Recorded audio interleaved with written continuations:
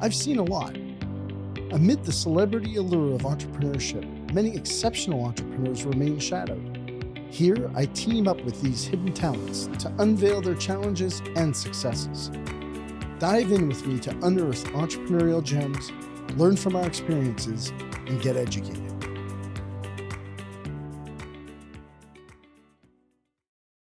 Hey guys, welcome to the podcast, Business of Doing Business. This is Wednesday morning, and we're releasing Jon Thurston's second part of his conversation.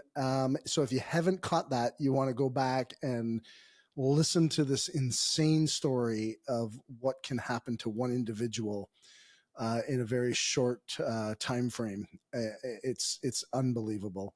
So go back to last week, check out the first part of Jon Thurston's conversation, and then come back and see us for part two here. Have a great day and enjoy the second version, guys. We'll talk to you soon. Sorry, if it feels to me like if you didn't meet Carl, your life may be considerably different than it is. Honestly, Dwayne, I think it is. Like, how do I get into wheelchair curling if he doesn't leave you his card, if he doesn't reach out, right? So yeah, probably not representing Canada, probably not a Paralympian. And so I'm extremely grateful to him that it's amazing that somebody in the community reaches out and for him to do that, to me, that's amazing. That's why I brought it up. Number one, I mean, I bet if Carl, be interesting to have Carl on the podcast with us, because I'm sure he would say, yeah, but okay, I left my card, but he picked up the phone. He called. He's the one that goes to the gym every morning. He's the guy that goes, as we were talking before the podcast, you cold plunge every morning in 40-degree weather or 40-degree temperature, water. I mean, you do the things, you don't get invited to water ski, camps, clinics, if you're not putting in the work, right? It's not like they're not bringing somebody on that isn't putting in the effort. Like you said about Kobe Bryant, I think there's some like distinct learning lessons here. I don't care if you own your own business or you're in a wheelchair or you've lost your leg or you're an amputee or whatever it is. Like you've followed some critical principles. I think one thing that definitely stands out to me is say yes, like take an opportunity. I think that's, if I didn't say yes and call Carl, that's a different story. If I didn't say yes and go down to Florida and ski with the national team, I'm probably not on the national team. I don't get those experiences at world championships and national championships and training with those teams. So I think there's every now and then just certain opportunities come up and sometimes we say maybe no because we got a busy schedule or it's unknown and we don't know what it'd be like and we don't know, it's new people, we don't know. But I think a lot of the times when we say yes to those opportunities, it's amazing what comes out of those. It's hilarious that you actually just said that, because like 2 minutes before you made that comment, I was actually thinking that, have you ever seen the movie with Jim Carrey called Yes Man? Yeah, that's a great one. It's an awesome movie, by the way. But that's exactly what I was thinking about. And then you said, yeah, I said yes. And I was like, it is, the power of yes is so critically important. And that's in any stage. I mean, you use some incredible examples there. We either think our schedule is too busy or whatever, but I'll share this personal story. Is like my dad, he's since passed away, but my mom died 4 years ahead of him. And traumatic event. They were married for 55, 65. I don't forget how many years it was. I should know that. And he said to me, we were talking, he said, we were talking about some of his strategies, because he lived he missed my mom, but he lived a really good post, life single, as a widower. And I said, like, what's your strategy? And he said, I have really two strategies. Number one, I never say no. If I get invited to dinner, I get invited, somebody says something, whatever, I always say yes. And the second strategy that he had was I always reciprocate. So if somebody invites me out to dinner, then I will invite them out for dinner next time. I never leave the sight of not inviting them or setting something up. And and I just thought, like, when he told me that, and I mean, it was amazing for him, but I think it's amazing for anybody in any type of situation or environment, to take your advice of, say yes. Yeah, that's amazing. I love your dad's advice. Like that's incredible. Well, it Yeah, was actually your say advice yes. first. Well, no, I think it was his before mine, Yeah, but no. like that's incredible, and the reciprocation of it. I think what a cool addition to saying yes. I really like that. It's a great way to pay it forward, right? And like you say, in these underfunded sports, if you can find a way to reciprocate something, whether it's, it's like, okay, hey, in the summer we can do this, and I'll find a buddy. My buddy Dwayne's got a boat. I'm sure he'll have us there for the weekend. Like, you figure it out, right? And that's how you kind of keep things flowing. But I think that, the message to this, blurb of the conversation is so many people get stuck and they don't just think to just go say yes, or seek out the opportunity to be able to find, a place to position yourself where you can get an invite, or i.e. put in the work. Just what I was thinking, I was just going to add to that. Like, I think we get so busy. Life is busy. Like we have a million and one tasks every day, and social media and everything, and family, friends, work. But I think a lot of times we can be so busy that we don't even maybe recognize an opportunity. Like, it's just maybe not even received, right? Like, so it's maybe not even we notice it to say yes to. So, yeah, and I think that's where just a lot of awareness and mindfulness comes from, just to help you in day to day.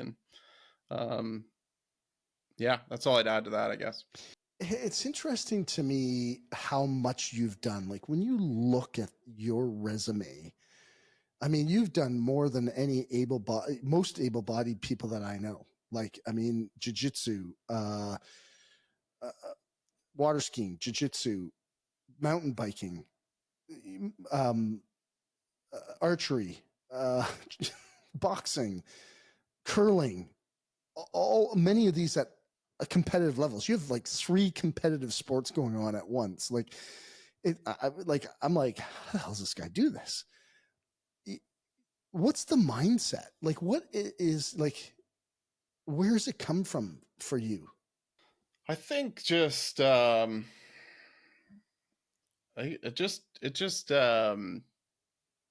don't know how to answer it. It feels a part of my soul, I guess. I don't know what the right word is, but sport just does that for me. Like, I love putting in the work. I love continuing to get better, whether it's sport or not. I like to learn. I continue to have the growth mindset and continue to try and get better. Um, whether it be communicating or sport, or, something technical I'm working on, or life, relationships. Um, I just love that mindset of continuing to try and learn and grow. And I think it's amazing day and age where you can learn so much from technology, podcasts like that wasn't around before.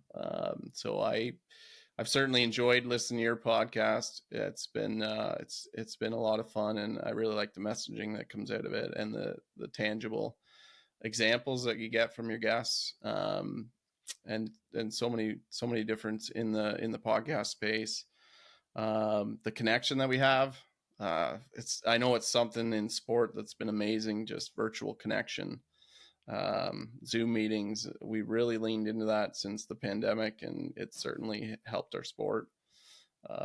So I'm sure it's helped a lot of different areas of life for people, whether it's work or social life or just sheer connection with relationships. I mean, here's some of my summation of what you just said, because I thought it was like you started with sport. And this is interesting because I find there's an and maybe this is just me, but I find there's an ongoing conversation out there. And I think, I think Emma Murray she's the conversation before your conversation's going to air. But it's like, she shed some light on, anxiety and our B game and all that kind of stuff. But, and when I asked you the question, you kind of said sport. And back to my earlier point here is like, there's this thing that continues to appear is, I don't know what to call them, thought seekers or people on social media say, you got to go out and find your passion. You got to go find your purpose. And it's like, well, what's my purpose and my passion? Like, if I knew what it was, I know what it is. Go and do it. You know what I mean? And they don't know how to go out and find it. But it was interesting to me because when I asked you the question, you said sport. Sport does this for me. But then you said, like, it's really about the growth mindset and learning. And then I was like, oh, so it's in my head. I'm like, oh, so it's not about sport. It's more about growing and learning. And I'm curious, like, if there wasn't a sport, and I don't know if this is necessarily a question, but I don't think you'd be any different. We could be talking about science. We could be talking about technology. We could be talking about business. We could be talking about anything that probably sport for an able-bodied person. And I'm sorry, I don't even know the proper, terminology to use. But it's like sport's probably the hardest one, right? You could do technology, you can do sitting in a computer, like, so, business you can do. Like, there's so many other things that would be, I think, less, the wrong word, but cumbersome, difficult, less procedure or process to get involved in. It's like when you were talking about learning all these different sports, I was thinking in my head, like, what does your bike look like? Like, what's your mountain bike like? How does that? I've not seen a mountain bike that's designed. It's pretty cool, Dwayne. Is it? Okay, you got to send me a picture. Yeah. Like, I will. I'll send me a picture. Please send me a picture because we'll put it on the website. Because it's like, I will. I'll send you a picture. In my head, I think to myself, like, how the frick does Jon do all this stuff? I took the course on water skiing. I can almost, which is amazing, by the way. Dude, I did listen to your and Ryan's podcast. I almost drowned that. Was a great episode. I almost drowned that poor bastard. Like, we didn't know her. He said he had some good wipeouts, so I was going to ask about that. Dude, we didn't know our ass from our elbow, right? Like, we were just trying to figure it out, and of course, before we take the course, we try to figure it out, and then we're like, maybe we should take a course. There's a course on this. We should go take it. But like, I swear to God, we almost drowned him. But I think that there's so many other things you could have gone into that would be like probably easier to execute, I guess is the word. And then, but it's like, to me, it's like, well, maybe sport was the most challenging, and learning and growing into that for you is, and I don't want to put words in your mouth, but, and then you talked about connection and relationship, which is where, to me, the next level of needs that we meet is through, like, love and connection, and then obviously through, like, growth, love and connection, and giving back and contributing to others. So that was kind of my takeaways from what you kind of spieled on there. Yeah. Yeah, I love the thought. I don't know, like, to think back, like, did I choose it because it was the most challenging? I don't think I did. I think honestly, it's just like, whatever the sport is, I love it. Like, it's a passion of mine. And I think what happened was, like, sport just teaches so many really good life skills in sports, that I was able to take into my life. So I think, I think it's very, it's kind of just the skills that you take from sport can be adapted really well to any situation. I mean, you're basically putting yourself in a stressful situation, and then how do you react? So I feel like, and then it's just all the work and preparation that goes into it. So I think it's served me really well. Like I felt like I've grown as a person, still trying to grow as a person, and but it certainly helped me in my other parts of my life, that maybe at my first thought of, oh, I wanted to play sports, like, am I going to learn these skills? That was probably not why I jumped into sport, but it was a great byproduct of it. Can I ask you a question? And this just popped into my head, but I'm going to go. I'm very curious. The question that popped in my head was, what competitive sports were you playing from 19 to 24 before your accident? Zero. That's what I thought. Just pick up. That's what I thought you were going to say, but I wanted to bring this back for the audience, because I think, and I did not know that, but I swear to God, but I had a hunch that that was going to be the answer. I was going to predict it, but to me, it's like, we all have to feed ourselves from somewhere. And you found that spot. You found the spot by, saying yes. And I just want people out there listening to understand the mindset. And look, God bless Carl. Getting to know you, having conversations with you, hearing your story from Ryan, and I have a sense of who you are and who you've become through this process. To me, it sounds like you're a better person from, the I don't want to call it a tragedy, because you're a better person because of it, but because of the incident or accident, you, from everything I've read, seen, talked to people, talking to you, you're a much better person today as a result of what happened. Yeah, 100%, Dwayne.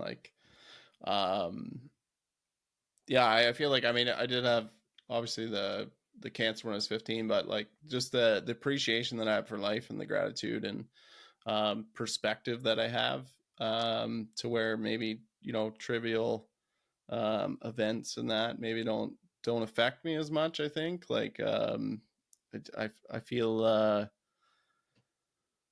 just feel like a lot of gratefulness just for what I get to experience right now. This journey has been so fun, Dwayne. I get to play sports every day. I get to, I have a winter and a summer sport. I luckily have an amazing family, amazing group of friends. So it's fun. Life's just a fun journey. This point in time. So I'm, just really thankful for it. I guess I would just add to your listeners, I think we were talking about, you'd mentioned, how do you find your purpose or your passion? And I think it's by trying stuff. You listed off some of the sports that I do, but that's because I just tried them. I had maybe somebody that was doing it that invited me to it, or I was like, hey, maybe this could be cool, and let's just see how it is. I tried a lot of things that didn't stick, and some that did, that just, I enjoy being part of my life. And I think you just never know until you actually try something, right? Is this something that you enjoy, that you could see being part of your life, and, maybe meet some friends through it, or whatever. But I think saying yes to those opportunities, and also just trying multiple things, and then finding out what you're I think naturally, organically you're going to find what your passion and what your purpose is. Well, it's interesting as you were saying that. I kind of, to me, the word momentum came into my mind when you were like, because it's like, you try one thing and it's like, you don't know where that's going to lead you to, it's like, oh, okay, well, I'm going to go join a running group. Right. I'm not a runner, but I'm going to go join a running group. And, it starts really, really slow and it develops. And as a matter of fact, I have a friend who was completely out of shape, not like super motivated, especially from a physical standpoint. He had a good career, super smart guy, but he did exactly that. Actually, he started in a running group and now he runs like 2 or 3 marathons a year. He makes a whole new circle of friends. And then that is, it gets introduced to his business and it like everything has a momentum. Mm-hmm. And yeah, it's a great point. And to me, it's amazing. Your friend though, that's incredible. But dude, you're incredible. But it's because like I look at like the momentum that started for you. You said yes, and then look where it's led to. Like, did you ever think that the path that where you are today is, and the path that brought you here would be, that path? For sure not. 16 years ago. And for sure not probably 12, and sure not 10, but like certainly glad that 12 years ago I did say yes to curling. But yeah, like you said, like I think mountain biking's been like that for me. Like I have just a good example of that where I'm just continually meeting more and more people. It seems like the riding group keeps growing every year. You meet more people that are riding, you find new places to ride, and you collectively are just sharing the same passion, and it's just, and you kind of feed off each other. It's incredible. Like I think curling's the same way, like just collectively working towards the same goal, and we have everybody that it's amazing, like the mentors I have of teammates. Like just I have some incredibly decorated and experienced teammates on the program that I am trying to strive towards having a career that they did, but to be able to share the ice with them and learn from them, and that, like that's been incredible for my journey. And then I think of it all the time, like we're constantly traveling and we're together a lot in the curling season. It's such a joy of collectively everybody's working towards the same goal and are just like 100% invested. Like just everybody's energy is just working towards one, and it's so much fun when that is. So I think trying different things and meeting people that share that same joy in whatever it is, and just the social connection piece that comes from it, I think it's really powerful.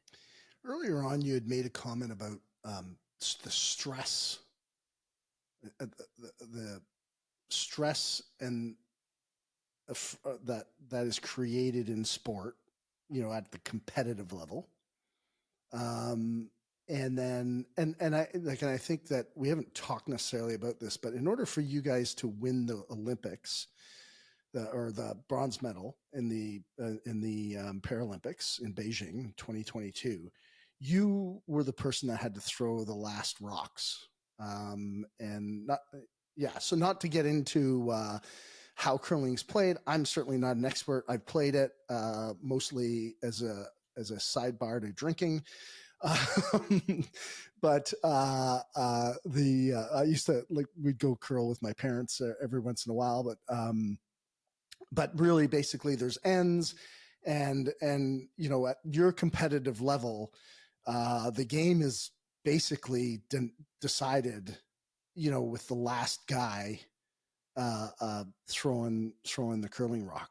And basically that's about accurate, close to accurate. Yeah, I would nuance that a little bit. Like I think certainly the result of the end is based on the last rock throwers, but very fortunate to have some amazing teammates that I've played with, and how well they set you up puts you in a good situation in your last one. So it's definitely a team sport, and fortunate to have the strength that we do right now. Canada's currently tied for first in the world with China.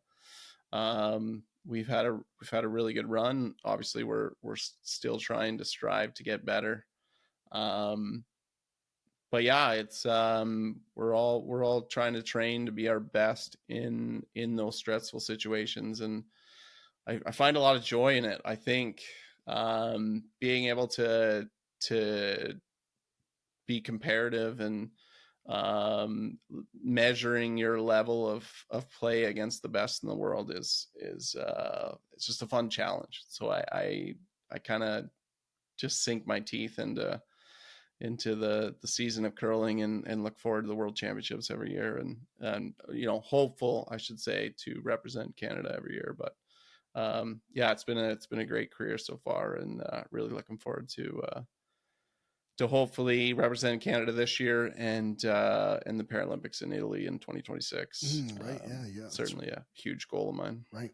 So I'm curious, the question that I had around sport and stress, what's your strategy around coping or reacting to the stress? Because this is applicable in business, it's applicable in our personal lives. Like, what have some of your strategies been and skills maybe that you've had to develop along the way in order to be able to focus on this? Yeah, I think probably mindfulness and awareness is probably the key thing, because I don't know if you necessarily are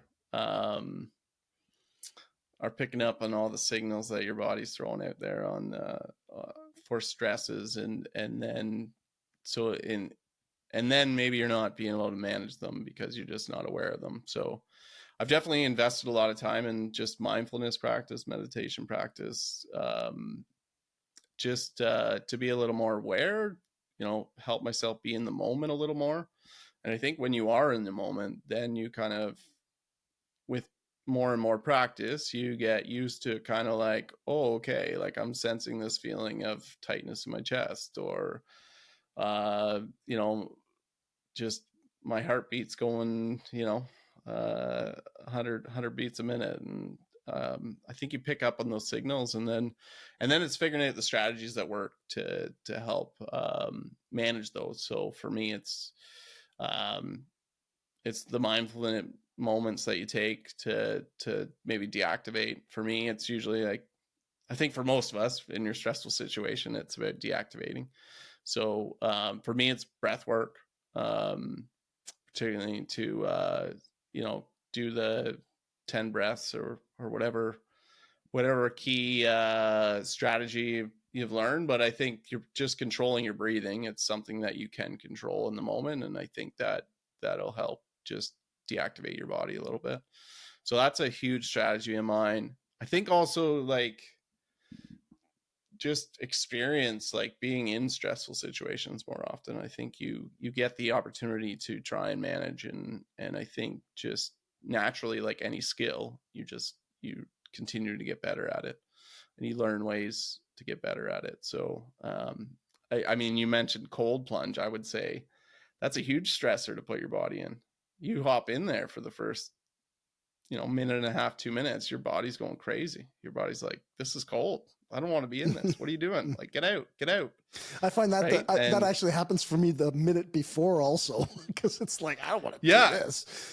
Like, oh, it's huge, Dwayne. Yeah. Like I'll get up in the morning and then I'll like procrastinate a little bit, like you naturally do, because you're like, oh, I know it's going to be cold. I don't want to do it. Oh, you got to do it though. You got to do it. You know what I mean? And it's a lot of that self-talk going in just to be able to do it. But then you hop in, and like I imagine you can speak to it, but like after that minute and a half, 2 minutes, like it's amazing. Your body calms right down. It's suddenly not as cold. It's like you can catch your breath.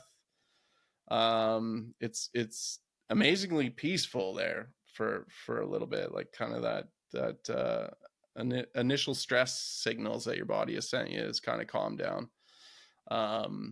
So I enjoy that, like just different methods of stressing your body, and managing the stress in this situation. Like I'm using my breath techniques in the cold plunge to just calm my body, and so yeah, different strategies like that certainly helped me in the stressful situations. So you talked about breath work. The first one that you mentioned was breath work. What do you have a process that you follow that you could explain to people, or, you know, like what specifically would you do to go, okay, like whatever it is, whether it's in sport or not in sport, it could be in your relationship. It could be anywhere. Yeah. Yeah. It's usually just like, it's obviously depending on timing, but if I'm in game, it's usually, I'm usually just counting my breaths. That brings me into the moment and really lets me focus on it. If I'm trying to deactivate, like especially and minimal time, it'll just be more time spent on the exhale. So you're inhaling and then you're exhaling maybe double the time, and then just continuing to count. So I deactivate that way. And then there's just other situations, like my general one is probably just, you know, 1 on the inhale, 2 on the exhale, and then I go to 10 and then I repeat.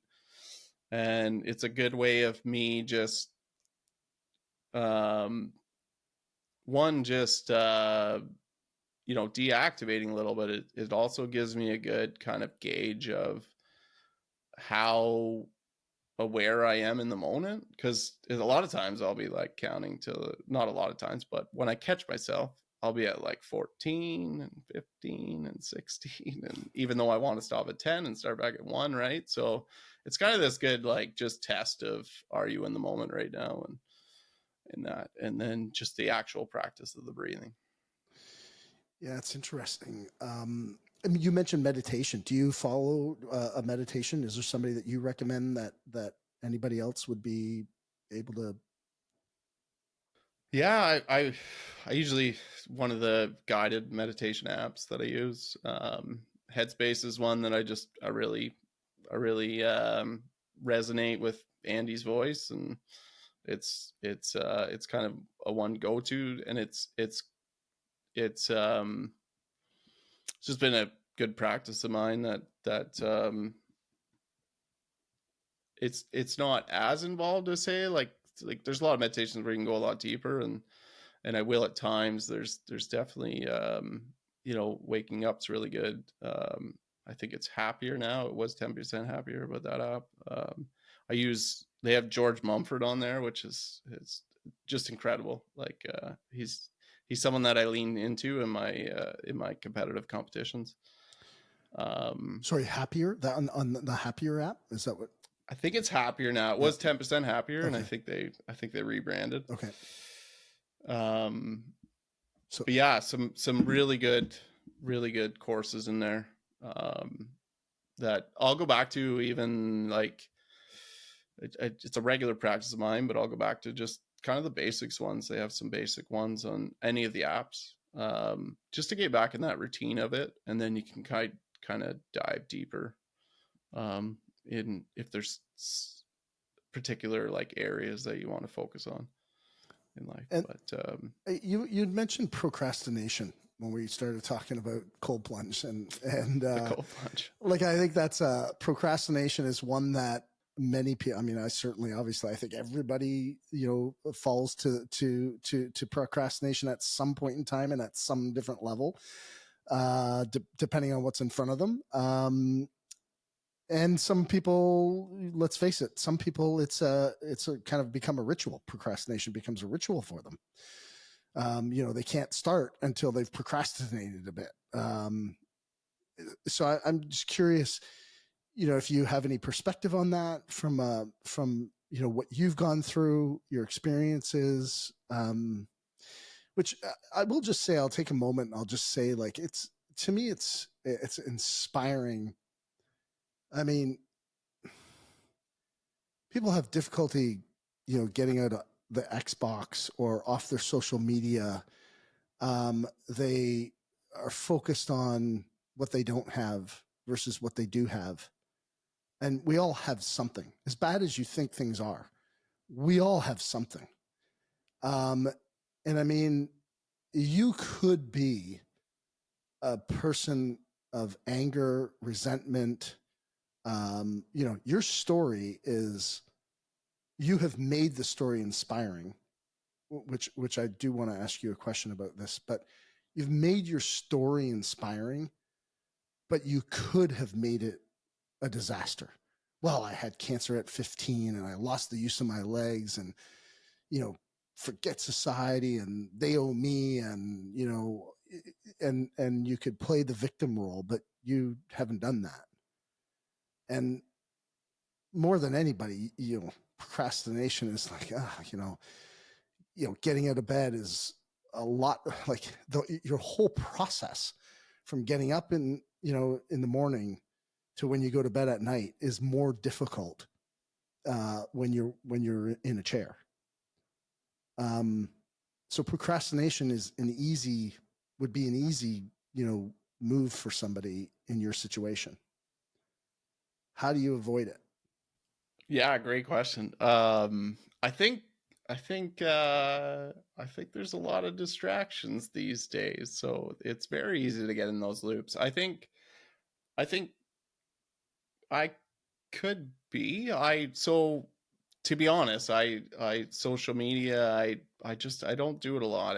I feel like it's tough. I as much as I want to stay connected with everybody, I feel like there's a bit of that where you only see the best of everybody that they post, their best picture, and at their best moments when they're videoing, and that gives a bit of a skewed view to everybody, I think. So it can definitely leans towards us thinking about what's one doesn't have, and just the sheer time it takes for me. Like I don't know where that would fit in my life. Like with just all the goals of my life, I just don't know where I fit it in right now. So I think there's skills I can learn that can definitely get better at that. Is that on my priorities right now? Not necessarily. But I would just say, I think for me, I think it goes back to awareness and mindfulness, because I think you could get stuck in this loop. And I loved Emma Murray's podcast with you anyway, so I'll go with B loop, but maybe a B loop's for you as distraction. But I think just being aware of that and mindful of that, and then once you know, then you can adjust. So for me, it's probably times where I have like where it's a cold plunge or something that I don't want to do, and I'm procrastinating. So I feel like it's when I'm goal oriented for me, and I have a focus, then everything just, I'm better at scheduling everything. I'm better at managing my life, my time, my day, and everything. So that's something that really helps me. I really enjoy process, so I'm very process oriented. You would ask if you were to ask my staff from the staff from our national program, I really dive into rest and recovery and nutrition and all of that. So I think checking those boxes, I mean, if I work out, if I eat well, those are huge two pillars that help me to be my best self. And then if you click that third pillar of sleep, just that can only help me be better. So I really invest in trying to get that 8 hours of sleep if I can. Cold plunging in the morning, workouts, nutrition, and I think that naturally just helps you. It makes it easier to kind of just lean into the practices that serve you well as being your best self. I think it's like if you took nutrition, right? Like, and you eat, you get more into like the fast food, or you're eating snacky food, and that the more your body wants it, right? Like I want to eat snacky food and that, but like it eating better, you start feeling better, you want to eat better. And I think it's just kind of this it's just a really good I think just checking those pillars just set you up well so that you're doing the best things for yourself. And that's what seems to work for me. Mm-hmm. Yeah, it sounds like there's, like you say, process, like there's a routine for you. There's a routine that you follow, but it's interesting. That is something that is a common theme that you find with, all successful people. Yeah, I agree. I think I'm one that is served very well by a routine, and I've learned that about myself. So I invest a lot of time in it, and I invest in what sets me up for being my best self. And yeah, definitely lean into that. So I think routine's huge. For me, I know what is for me, but I think just having a routine and sticking to it and continuing to kind of evaluate that, like, is this something that is bringing value to me in my routine? And I mean, time management is huge. Like, is this sitting for 45 minutes scrolling Instagram, is that helping me with my life, right? Like, is that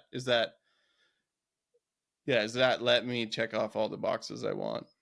Yeah, it's funny actually, as we over the last few months that we've been chatting back and forth, you're always like, okay, let me check on my calendar with that. Like you're you're religious on that as a response. It's like there's no off. Oh yeah, we could do that, and then it's like I'll check my schedule and get back to you.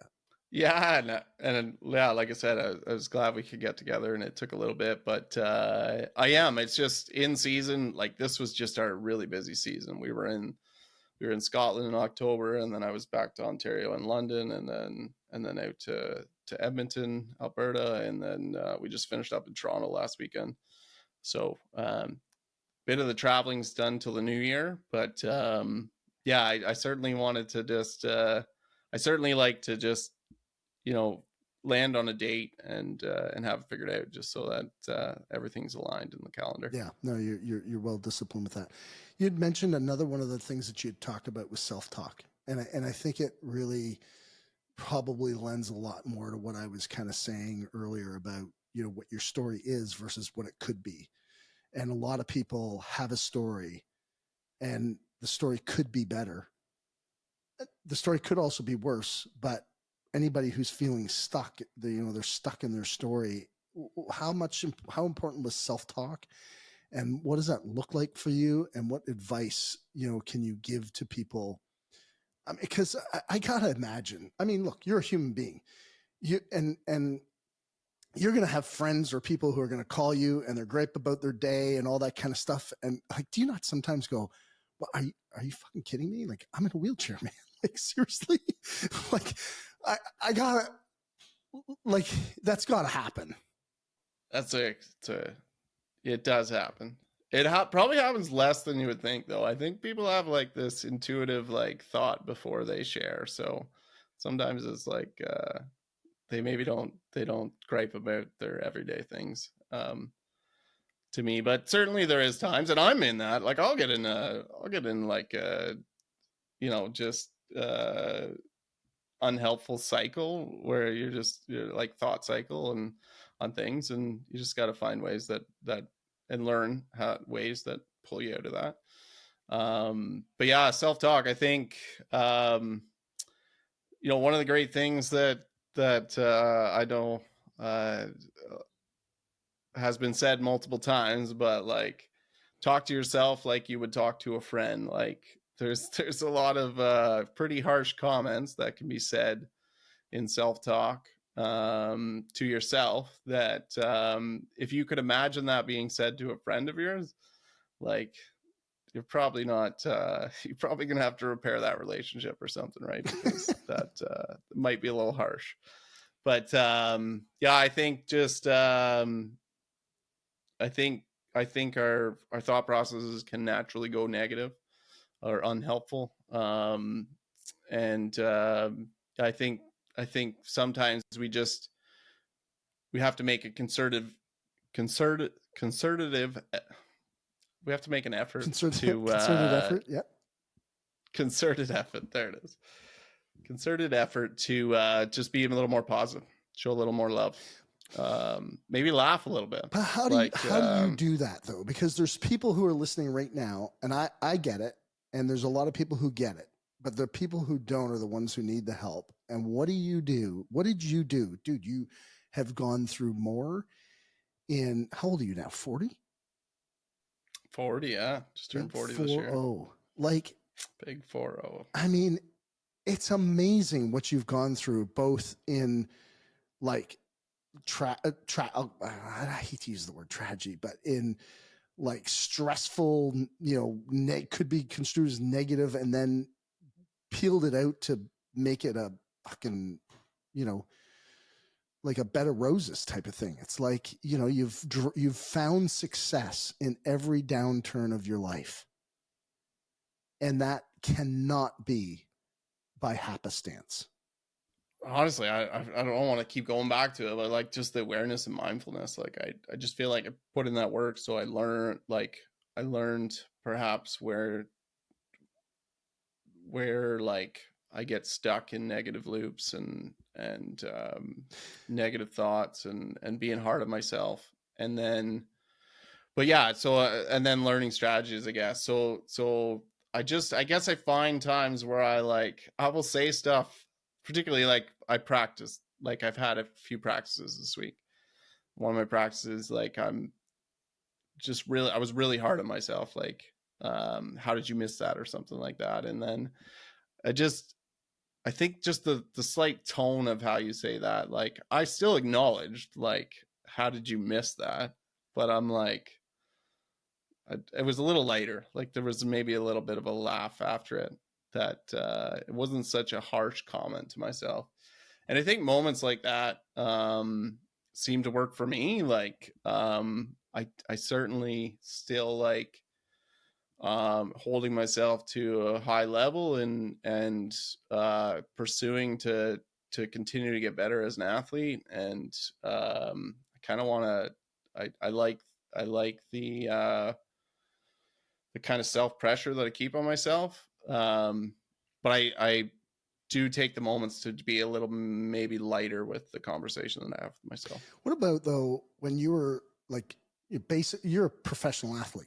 So when you were an amateur athlete, or you were an amateur at this, and you were trying to sort your way through, some, and maybe it was never negative self-talk for you, but why wasn't it? Like, what was it for you that just was like, hey, I'm just going forward, rather than, it's not even like, I can't even imagine. I'm sure you did, but not certainly the majority of the time you were pressing forward, not staying neutral or going backwards. And no, that's, I mean, I'm not trying to press you too much on this, but I feel like there's, you gave, and look that's an advanced technique, and I share that technique. It's like mindfulness is so important, and awareness and meditation and breathing and all that kind of stuff. But when you live in a loop and you are constantly being defamatory to yourself, or your situation or your environment or what happened, or you being the victim, how do you make that choice? And what are the small things that you started with in the beginning that got you the progress or the momentum to keep going forward? Yeah, great question. I think just as you're asking the question, I think my mind goes to, I just make sure I'm checking those pillars, I guess. Like, I think organically, although like changing the thoughts that are going through in the loop, I think is really helpful. But if I'm changing maybe the environment or I'm checking those pillars. Did I get a workout in today? Did I get a workout in this week? Like where's that going? Am I sleeping all right? Am I eating all right? Like if I'm checking those pillars off, I feel like just kind of organically I get to more of that that better positive loop, and yeah, just less negative thoughts. I think yeah, I feel better when I'm treating myself better, and I think that is a key for me to get out of a loop. Like if I'm in a real negative loop, I think making sure I'm checking off those pillars is what helps me. Mm. And then do you ever, like you had said, like you were talking about negative thoughts. Do you at all ever flood yourself with positive thoughts? Like, is that a strategy that you use? I certainly have, I wouldn't say a lot, but like maybe more of a positive messaging at times. And I think like for me, it's like it's just making sure that whatever the positive um words or that is just connects with me, like it feels authentic. Like I know a lot of times I've tried some of it and it just maybe doesn't resonate with me as much. So I think it's just doing some work and finding what does work with you with a phrase that you use or what you're telling yourself. So I think just investing in that and just yeah, finding the right words that connect with you, that feel authentic and that yourself likes to hear. Yeah, that's interesting that you say that, because I feel like just as you were saying that, it's like I have like a couple of go-to, like just like little phrases where it's like, I don't, whatever you're in the gym and my God, like I can't do anymore. And, it's like when I hear myself say that, like I have this phrase where I just said, well, if you can't, you must. And it's that one phrase. Actually, I said it this morning. we walked out to the cold plunge this morning, and it's like, I don't know, 6 a.m. or whatever, and it was, well, we're in Florida, so it's 48 degrees, so it's not cold, but it's colder. And anyway, so like it's cold, and there was something wrong with there was an indicator on the cold plunge, like a default or whatever thing. So we had to turn it on, turn it off, and whatever. And like sometimes you're hoping like, oh man, I hope it was off all night and it's like 70 degrees and I don't have to go in. Like you're trying to make up this excuse. And of course it fires back up. It's 50 degrees and then we would just kind of were like, we're kind of halfway in between that. Nah, maybe we won't do that this morning. Like we don't really ever miss. Like there's hardly any days that we miss. But this could have been one of those mornings. And it just happened this morning. I looked at Tennille and I said, if we can't, we must. And it was like, and then I just dropped the towel and jumped into the cold plunge. And it was just like, it's just one of those, like, so my point is to your point, which is, what is that one thing that resonates? Everybody thinks they have to have 100 strategies, I think, to overcome something or to get them to take momentum or avoid procrastination or whatever it is. And it's not true. Like you don't need 10 strategies. You don't need to have a whole bunch of information. You need one thing that inspires you. And it's like, and and like, I can tell you right now, like I'm a big fan. I talk about this a lot on the podcast. It's about role modeling. And it's like, you are getting added to the list of, one of the people that I will model, because it's like and some of the other people, like I have some business people and whatever, but it's like, yeah, okay, big deal. You're successful in business and you're worth 100 million or a billion or whatever. Like, like, that's not the definition of happiness. But like when I see someone like you who has overcome so much, my friend Ryan, my friend Kieran, like, these are people who have had, accidents in their life that they've lost either a limb or use of their legs. And that inspires me so much. But you need, this is my point, is you need, and this is for the audience, it's like, you already know this, but you need one thing, guys, one thing. You need a Jon Thurston that just you think about and go, and that's, it's Jon, it's why I wanted you on the podcast so badly.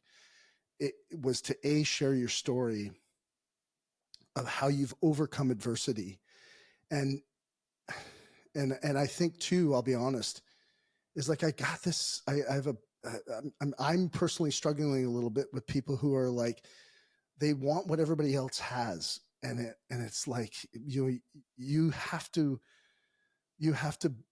love what you have and what's available to you. And you represent that. And it's like, it's a privilege to, to know you and to have a conversation with you and to share, this time and space with you, man. Appreciate that, Dwayne. Yeah, I really do.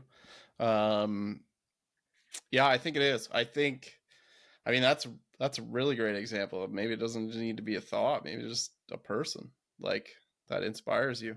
I certainly know I have it with peers that certainly I look up to, and yeah, so it could just be that. It could be an inspiration of someone that or a thought that you're telling yourself. So I think that's a great example as well, Dwayne. Dude, we've been chatting here for a couple hours now. It's amazing how the time goes by. It always amazes me. It's crazy, right? Like, when I call people and tell them, okay, like, it's a long form, we're going to have a conversation. It could last anywhere from 2 to 3 hours. They're like, what? How are we going to talk for that long? Let me watch. But anyways, I'm just curious, like, what are your closing thoughts? Like, this conversation, I believe, has been super fruitful, in regards to, from a listener's perspective. From my perspective, it's amazing because I just picked up a new role model. Like, for me, it's like invaluable. And I mean that, like, super sincerely. Because you have so many attributes of just like your personality, you're chill, like, you're just like, there's so many things about you that I admire, not just what you've overcome, which is phenomenal on its own. But I'm just curious, like, what would your parting shots be for listeners who are either they stuck somewhere, or they have a habit of wanting what other people have and not being able to settle with what life is and what they have and how they can utilize their skills, their tools, their abilities. What would you have? Yeah, great question, Dwayne. I think I would say the process part of me says, like, just to lean into what makes you be your best self, and I think that organically is going to help you just focus a little more on your life, and I mean, if it is the looking at other people's lives and maybe thinking that you want more, or you want what they have, and there's maybe a little less of just looking. Maybe it's a little less social media and just a little more focusing on maybe whatever it is. Go for a run, workouts, spending time. I think connection is huge. I think with all the technology now, a lot of conversations can be maybe text or something where it's not in one-on-one in person, or with groups in person. I think those are really valuable times. I think social connection's huge. I think enjoying that, embracing that. I think we all have loved ones in our lives that are amazing connections, and it's grateful to spend time with them. I think we never know how long life is, so try and just to really enjoy those times with the ones that you love in your life, and just add some self-care in there, whether it's exercise, eating well, sleeping well. Make sure you're checking those boxes so that you can be your best self, and you can be you know, a really good person in someone else's life as well. You know, when you're at your best, you know, you really show up in other people's lives too, and maybe thinking less about yourself and more about somebody else. So I think being a little selfish with self-care is not necessarily selfish. It also can help you help someone else in your life, and I think that's probably all I got, Dwayne. But I think that's my thoughts. Dude, that is awesome. That last piece, you know, show up for others as your best self. Like it's such a good piece. It's like, it reminded me of, you know, when the plane's going down, the oxygen masks drop or whatever, you know, you have to put yours on first in order to be able to help others around you. And so you got to take care of yourself first so that you can be better for others. That is so good. Bro, listen, I can't thank you enough for sharing your story, sharing your time, and just being like who you are. How can people find you, by the way? Like, you got so much going on. Like, how can they get a hold of you, Jon, and where can they find you? Yeah, great question. I'm not great at social media, but I am on social media. So I am Jon Thurston 23 at Instagram, at Jon Thurston 23 at Instagram. That's my handle. Yep. And I'm on Facebook, Jon Thurston. So I don't do a ton of social media right now. So please allow me time to get back if you do send a message. But this has been it's been a pleasure to connect with you, Dwayne, and really enjoy your podcast and enjoy listening to some more of your guests for sure. Yeah. Do you do public speaking at all? Like, do you? I do a little bit. Probably I don't invest a lot of time and energy into it right now, just because sport's so busy. But certainly I've done a number of talks around here, but something I'll probably invest some more time in future, just when sport's a little less busy for me, and yeah, I can spend more energy on it, more time. Phase 2 of Jon Thurston's life, public speaker. Yeah, I think just want to invest all my time into the sport and that, and then I think there'll be time for the public speaking after. 100%. Dude, it's awesome. I mean, congratulations. All the best success to you and in 2025 with all the sports. Really exciting to talk to you. Glad you were able to make it. And dude, thanks for, like, you're just a really good human being with, like, it's just a great story. So thank you. I'm honored. It's amazing. I really appreciate it, Dwayne. Really nice connecting today. Yeah. Appreciate it. Okay, buddy. Great to see you guys. Check out Jon Thurston on Instagram and on Facebook. And we will close this episode out. Another one of Business of Doing Business. Jon, thanks again. Appreciate it.